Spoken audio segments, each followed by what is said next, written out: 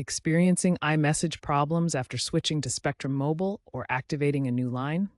You're not alone. Spectrum Mobile operates on Verizon's network, and sometimes iMessage activation can be tricky due to network protocol differences. As of September 2025, while Spectrum has made improvements, issues can still arise, particularly with activation, SMS, MMS fallback, and data connectivity. The main reason why iMessage may not work is due to interruption in data connectivity. Key fundamentals include making sure your iPhone settings are optimized. Settings, cellular data options, enable LTE. This section will explain why these issues occur and set the stage for troubleshooting.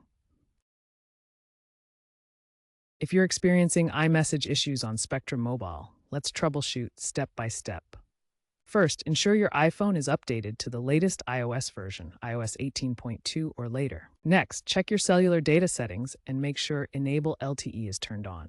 Toggle airplane mode on and off to refresh your connection. If other methods don't work, reset your network settings through Settings, General, Reset. If iMessage defaults to MMS, verify your APN settings. Use vSWIMS for MMS or fast.vzw.com for data. Update the Spectrum Mobile app to v5.1 or newer, which includes an iMessage troubleshooting wizard. If problems persist, contact Spectrum support for a manual SIM update.